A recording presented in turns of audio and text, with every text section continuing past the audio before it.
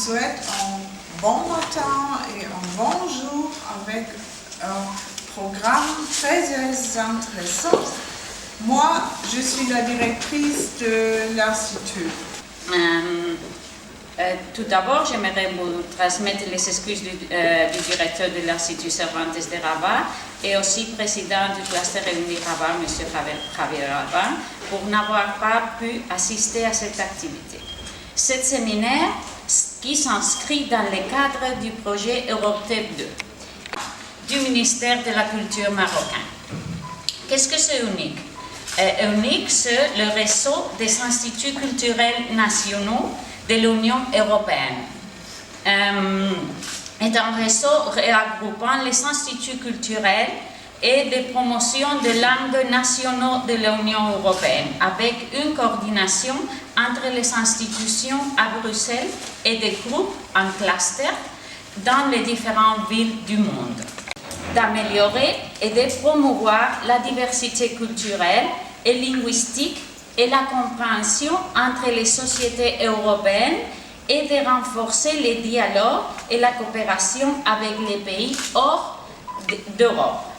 Ce projet Europtep a commencé en janvier 2018 en collaboration avec les bibliothèques et médiathèques des centres culturels européens en partenariat avec la Direction régionale de la culture de Salé, Rabat et Kenitra du ministère de la Culture marocain.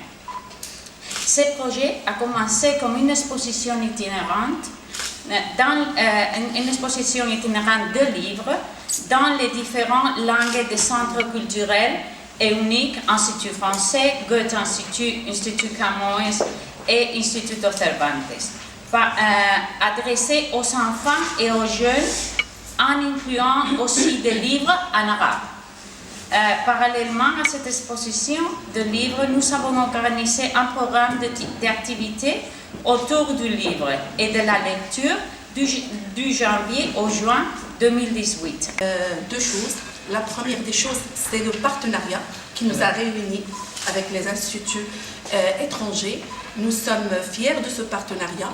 Le projet, il a commencé petit, nous espérons qu'il va continuer dans le temps, qu'il y aura beaucoup plus d'éditions dans l'avenir et qu'il va s'élargir à d'autres objectifs. L'année dernière, il n'y avait que l'exposition itinéraire et les activités culturelles dans 6 bibliothèques de la région. Cette année, il y a eu cette formation que nous souhaitons intéressante et bénéficiante pour tous les participants ici. Comme vient de dire Maïté, les livres resteront dans l'une des bibliothèques que nous allons choisir. Il y aura aussi un volet de formation. Nous allons travailler sur un volet de formation au profit de nos bibliothécaires, grâce à l'Institut français, grâce au Cervantes aussi. Et nous espérons que les années prochaines, nous aurons d'autres idées qui auront l'objectif de renforcer ce partenariat et de rendre service à nos bibliothèques et à nos bibliothécaires. Donc le but, c'est pas de vous présenter toutes les manifestations qu'on organise, mais j'ai essayé de réfléchir et je me suis dit peut-être ce qui peut être intéressant pour vous, c'est les raisons pour lesquelles on organise les manifestations et surtout les raisons pour lesquelles on n'en a pas organisé d'autres. Donc j'ai essayé de construire ma présentation comme ça, donc les questions que nous sommes posées pour faire le choix, pour prioriser les manifestations que nous organisons. Diminuer à peu près de 25%. Et je pense que la première question en ce qui concerne les enjeux de la programmation culturelle, c'est pourquoi est-ce qu'on organise des manifestations culturelles dans une médiathèque? Dans l'absolu, on pourrait rester là et faire des prêts de livres.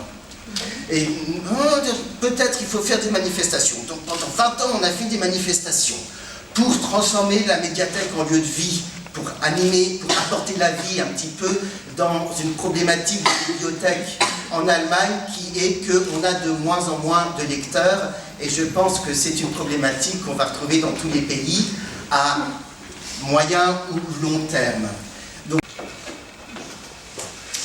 Donc pour que ce soit un petit peu plus clair, parce que pour l'instant c'est un peu théorique, j'ai décidé de prendre l'exemple que je connais le mieux, c'est-à-dire l'exemple de mon institution, donc Centre culturel franco-allemand ASM dans une ville à l'étranger. Donc moi, le but de mon institution, c'est institutionnel. Donc ça, c'est pas moi qui l'ai donné, c'était là quand je suis arrivé. Diffuser des informations sur la France et les pays de la francophonie, ainsi que sur les cultures françaises et francophones. Autre grand point, donc vous avez bien vu que nous, notre rôle, c'était le soutien de l'apprentissage du français. On ne peut pas donner des cours de français à tout le monde, par contre, là où on peut aussi agir, c'est sur la formation pour les professeurs. Et on a la chance d'avoir l'organisme qui forme les professeurs de français de la région qui est dans notre ville. Donc avec eux, on développe aussi des thèmes de formation en fonction de leurs besoins. Par exemple, on s'est vu il y a 2 semaines et ils m'ont dit, nous, avec les professeurs en formation, le problème c'est comment est-ce qu'on peut, dans les premières classes d'apprentissage, faire des cours de communication, comment est-ce qu'on peut utiliser la communication dès la première année d'apprentissage du français. C'est le thème de l'année prochaine. Donc vraiment, ne réfléchissez pas toujours à ce qui vous intéresse, à ce que vous voudriez faire, mais réfléchissez à vos partenaires en partant du principe que c'est eux qui vont remplir vos salles, et pensez toujours à demander à vos partenaires ce que eux les intéresse. Et vous allez voir, ça vous supprime aussi beaucoup de travail parce que les thèmes arrivent quasiment tout seuls. Après, c'est de l'organisation. Si vous avez tout plein de manifestations sur un public que vous ne voulez pas atteindre, il va falloir retravailler, il va falloir redéfinir les cibles. Et si vous avez tous les publics qui vous intéressent, c'est que déjà vous faites du bon travail et vous pouvez continuer comme ça. Et il n'y a pas de bon ou de mauvais public, mais par exemple, nous on a la chance d'avoir une école maternelle franco-allemande. Donc je pense que pour vous, par exemple, dans le soutien de l'apprentissage de la lecture, les jeunes publics, ou pour l'Institut français d'ailleurs ici, les tout jeunes publics, ça peut être une cible très, très importante. Pour moi, moins, parce qu'il y a déjà une institution qui s'en occupe. Donc c'est pas que c'est pas important, c'est que le travail est déjà fait. Et comme on n'a pas le temps, on ne va pas faire le travail 2 fois. Les retraités, alors moi ils sont importants parce que c'est aussi des gens qui viennent chez moi, donc il faut faire attention de proposer des offres qui les intéressent. Par contre sur le long terme, c'est des gens qui sont moins importants que les étudiants par exemple. Parce que nous, si les jeunes n'apprennent pas le français en Allemagne, dans 20 ans on peut fermer. Et mes retraités, dans 20 ans, ils ne seront plus là. Donc, premier tableau, c'était replacer vos manifestations en haut et la population cible sur le côté. Vous pouvez faire la même chose sur les thématiques et les formats. L'idée, c'est d'avoir, parce que de temps en temps, on est tellement pris dans le travail qu'en fait, on n'a plus vraiment les idées claires, voire on a une idée fausse des personnes qui viennent à nos manifestations. Donc, c'est deux graphiques qui vous permettent de manière objective d'avoir une représentation visuelle des cibles, des populations, des lecteurs que vous attirez. Et après, oui, mais il faut faire le travail de communication, préparer les invitations, les flyers, les affiches, les dossiers de presse, faire le plan de communication, penser à inviter les gens, utiliser les carnets d'adresses, envoyer les invitations. Une bonne manifestation est une manifestation qui vous permet de rassembler les adresses e-mail des gens qui viennent chez vous. C'est-à-dire que moi, j'invite un auteur français très très connu. J'ai 150 personnes dans la salle. J'arrive pas à rassembler les adresses e-mail.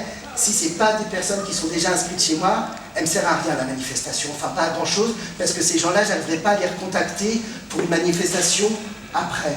Et là commence la réflexion. Est-ce que pour moi, le plus important, c'est de faire une manifestation avec 150 personnes dans la salle, une rencontre d'auteurs, donc avec des lecteurs, traduite en allemand pour attirer un plus large public, donc avec 3/4 des gens qui ne parlent pas français qui viendront chez moi, ou est-ce que ce ne serait pas plus important de mettre toute mon énergie dans une manifestation sur la formation des professeurs, avec 15 professeurs dans mon centre, où je sais qu'ils vont encore travailler pendant 20 ans comme professeurs de français dans ma région, où je vais avoir le temps de parler avec eux personnellement, où je vais rassembler tous leurs contacts, et au moment où je vais développer un programme pour les scolaires, je vais pouvoir soit les appeler au téléphone ou les informer directement d'une manifestation où ils vont pouvoir m'apporter 3 classes, ça fait 90 élèves. Est-ce que mon but, c'est pas plus d'essayer d'avoir des coopérations avec des professeurs qui remplissent mon programme fait pour les scolaires, les élèves qui apprennent le français et qui vont plus tard emprunter mes livres, ou que d'inviter un auteur français très très connu avec 180 personnes dans la salle, dont simplement 30 qui parlent français et les autres que je ne reverrai jamais. C'est ça la question. Vous allez me dire... Alors, le plan, c'est la médiathèque de Rabat, les espaces de la médiathèque, les objectifs de la médiathèque de Rabat, le fonds documentaire, les services offerts, l'animation culturelle et la section enfants. Elles se trouvent dans un réseau de quartiers populaires et toucheront une population de jeunes et de lecteurs. C'est la seule bibliothèque qui se trouve au sein de la commune Elio-Sophia. Ça, c'est l'entrée principale de notre bibliothèque. Comme vous voyez, le nom n'est pas encore rectifié. On attend la restauration de la bibliothèque parce qu'elle va ajouter des salles polyvalentes et agrandir l'établissement. Ça sera pour le futur Inch'Allah. C'est une salle de lecteur pour enfants 60 mètres carrés, une salle de lecteur de lecture pour adultes de 150 mètres carrés, 3 bureaux d'une surface de 200 mètres carrés, un dépôt de 36 mètres carrés, un jardin s'étendant sur 1144 mètres carrés et une maison du gardien de 91 mètres carrés. Les espaces de la bibliothèque. Ça, c'est le jardin, une partie de jardin. Ça, c'est l'entrée, deuxième entrée principale, le bureau d'accueil. Ça, c'est un coin pour revue, pour le hall. Ça, c'est un petit espace pour les tout petits. Ça, c'est la salle de lecture pour adultes. C'est une partie de la salle parce qu'elle est très grande. Ça, c'est une partie de la salle de lecture pour enfants. Ça,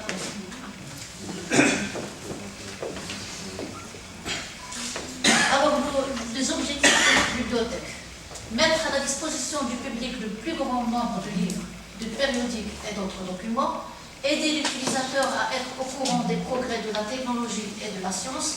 Créer et développer le goût de la lecture chez les enfants. Sensibiliser à l'importance de la lecture nationale et étrangère. Développer chez les enfants une équipe vis-à-vis au livre. Notre fonds documentaire est le point fort de la médiathèque est celui de l'accès direct au fonds documentaire. Celui-ci, constitué de 6456 documents, dont 3118 titres en arabe et 3338 titres en français. Il est alimenté constitutionnellement et principalement par le ministère de la Culture et de la Communication et par des dons privés. Vous remarquez ici qu'on a beaucoup plus de livres étrangers qu'en arabe parce qu'on a beaucoup de dons privés. C'est pour cela. De fournir aux enfants l'information dont ils ont besoin et de faire connaître le contenu de l'ensemble du fonds documentaire. Faire vivre la bibliothèque dans notre commune. Comme chaque début d'année scolaire, au mois de septembre, nous organisons toujours des portes ouvertes au profit des enfants de différentes écoles publiques et privées pour leur expliquer les services offerts par la bibliothèque et de faire visiter les espaces différents de la médiathèque. Ici, nous allons discuter de quelques animations qu'on organise au sein de notre médiathèque. Atelier d'exposition, fabrication de marionnettes ou réalisation collective d'un livre. Un spectacle, lecture ou montage de pièces de théâtre, spectacle de marionnettes, projection de films, films documentaires sur les thèmes historiques, scientifiques ou littéraires. Projection, club de lecture, réunir un groupe d'enfants pour discuter ou échanger des idées autour de plusieurs livres d'un même auteur ou sur un même sujet. On le fait aussi, on ramène nos lecteurs à l'ambassade des États-Unis pour leur faire des formations sur les langues, sur le Canva, sur des choses, le PowerPoint et tout. l'atelier de coloriage, on l'organise nous-mêmes ou bien avec le personnel de la bibliothèque. Cette bibliothèque, c'est un peu spécial parce que ça a été fondé comme une bibliothèque publique de la ville de Tanger en 1941. Donc c'est une bibliothèque ancienne qui a été toujours ouverte et toujours présente dans la vie culturelle de Tanger. Nous avons 85 000 documents, donc c'est une bibliothèque large. Nous avons la collection spécialisée dans la culture espagnole et hispano-américaine, mais nous avons aussi quelques collections spéciales comme les livres en relation avec l'Afrique, le Maroc et l'Espagne.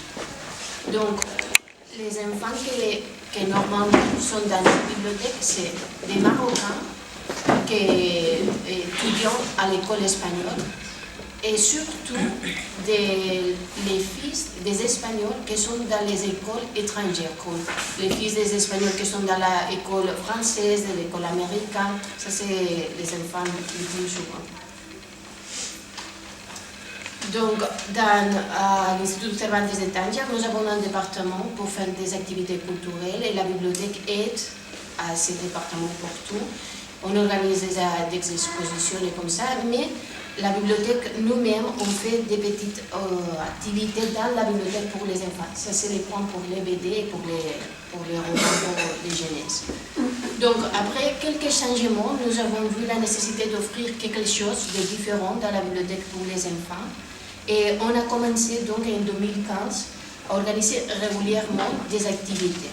On fait la programmation trimestrielle, on organise pour le trimestre.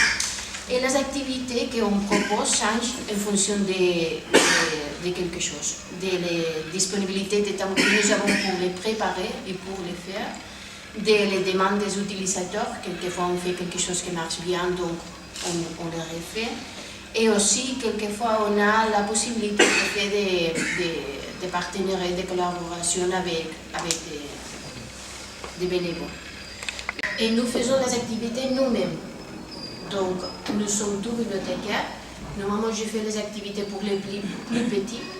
Et ma collègue, elle est plus douée, elle fait des choses avec les papiers, quelque chose comme je fais de la peinture, on fait pour le bruit. Donc, parfois, ça arrive, à cause du matériel qu'on a besoin ou à cause des collaborateurs, on demande de payer pour l'activité. J'ai mis les activités qui sont payantes et c'est comme ça. Donc, pour l'organisation des activités, ce qu'on a fait, c'est qu'on a divisé les activités en fonction de l'âge auquel sont dirigés. Nous avons ça s'appelle los pequeños lectores, les petits lecteurs, c'est pour les plus petites, et los talleres, les ateliers. Ça c'est en espagnol, en anglais, en français et en portugais. Donc ça c'est pour tout le monde ici. C'était pas préparé. Hein. Il nous manque l'arabe. Il nous manque l'arabe. Il manque l'arabe. Oh, excusez-moi. Oh, désolé. On doit faire un autre, ça sert bien. Donc, et aussi, il y a comme ça, il y a des interromps, donc tu peux demander à les enfants de suivre l'histoire et arrêter et dire, tu crois que ça passera dans un moment? C'est 20 minutes, c'est que 20 minutes de la musique, chanson après chanson, et nous avons fait la préparation pour 3 différences. On a la musique classique, des instruments, et un autre pour le pop rock, pour finir. Donc, cette activité, ce qu'on fait, on a choisi, normalement c'est que 9-10 chansons par session, on fait 3 jours. Et pendant l'activité, on écoute, on fait avec les CD players, nous, CD, on change, on fait notre CD. Et c'est l'unique activité parce que les enfants sont vraiment petits, qu'on laisse les parents de rester avec. Là. Et nous donnons la guide, ça c'est les guides en fait, à l'autre côté il y a les chansons pour les parents pour voir les activités, les chansons qu'on va. C'est une activité que j'aime beaucoup parce que c'est vraiment pour les plus petits, on approche, on fait ça après avec les garderies. Une chose que j'ai mis avec la relation de ça qu'a dit David avant, c'était que les bonnes choses des activités, c'est qu'on apprend et après on les répète mieux.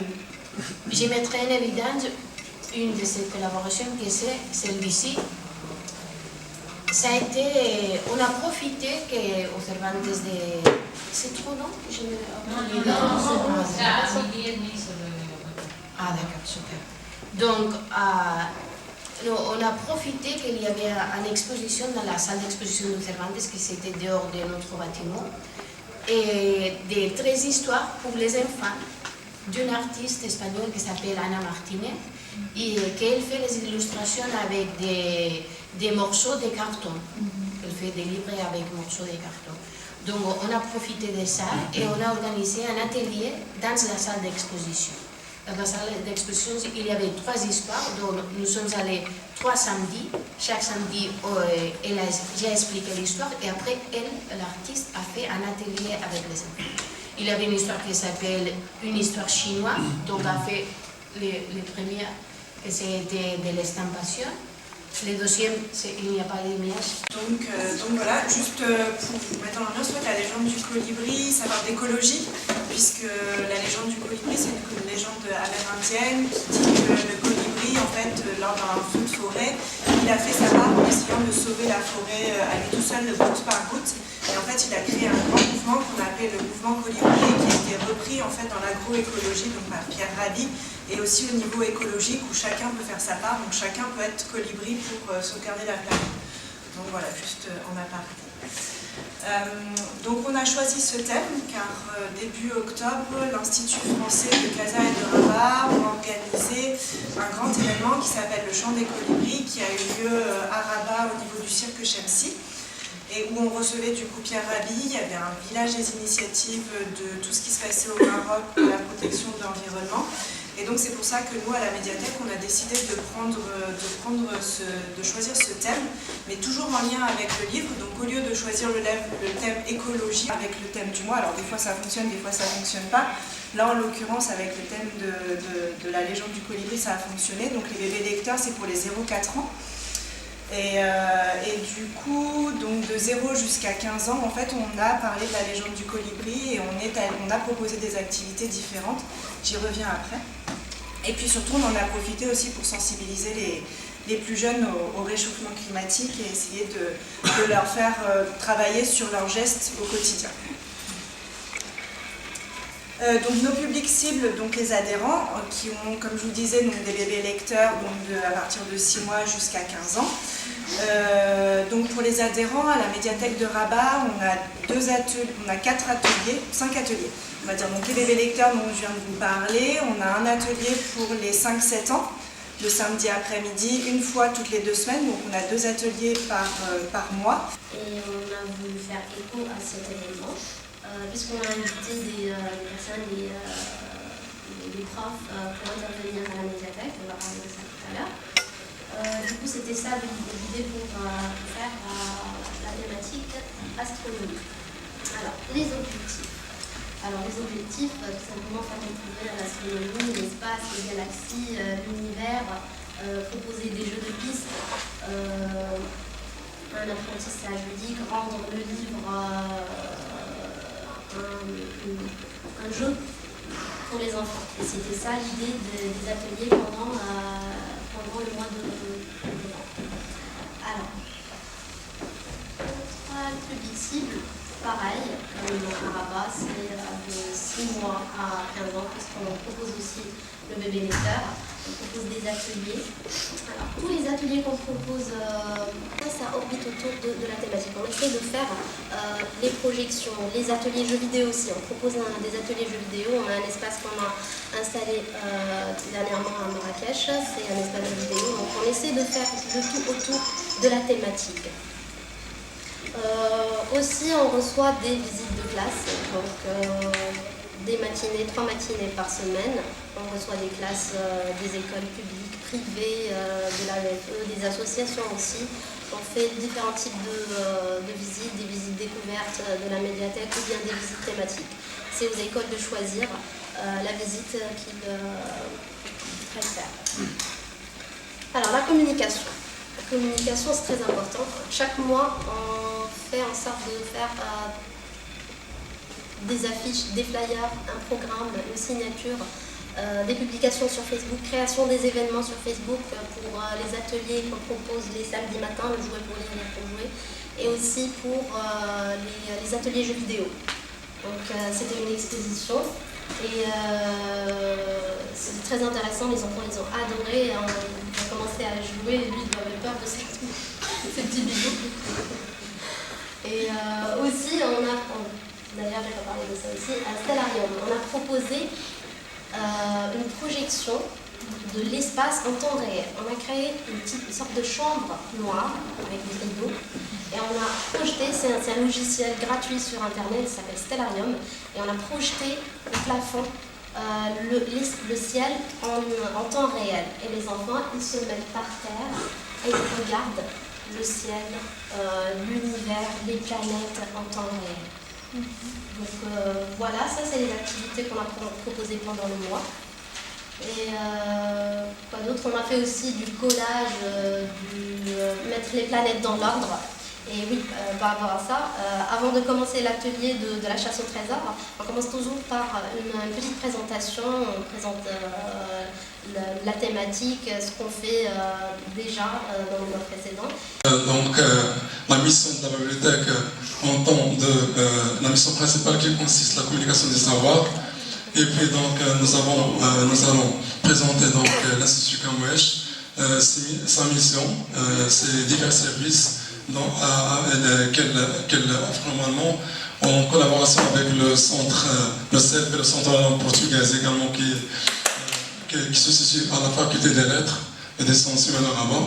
Et bien sûr en collaboration avec l'ambassade du Portugal, l'Institut espagnol lusophone, situé donc à Cité Elefant, tout près de la faculté des lettres et des sciences humaines à Rabat. Et par la suite, donc, nous allons voir ensemble le rôle de l'animation culturelle en tant qu'un système d'information qui aide normalement toute organisation concernant précisément les bibliothèques pour pouvoir accomplir leur mission. Donc, en ce qui concerne la bibliothèque en tant qu'une organisation, si la bibliothèque constitue une ressource basique d'un processus éducatif jouant un rôle essentiel dans l'apprentissage à tous les niveaux, dans l'acquisition de lecture, les compétences d'information et le développement culturel, scientifique et technologique, elle représente également une institution ayant sa propre mission à accomplir. Donc il doit certainement être capable de s'intégrer avec son environnement et son public spécifique. Donc c'est quand même le domaine de la culture où j'aime bien être. Alors aujourd'hui je suis là pour vous parler de la bibliothèque finlandaise et je vais vous présenter quelques chiffres clés sur le système des bibliothèques et aussi vous donner quelques exemples de ce que les bibliothèques peuvent proposer comme activité aux citoyens. Et vous êtes libre de me poser des questions à n'importe quel moment. Si je ne sais pas vous répondre tout de suite, ce qui peut être le cas, je vais poser la question à mes collègues en Finlande et revenir vers vous plus tard.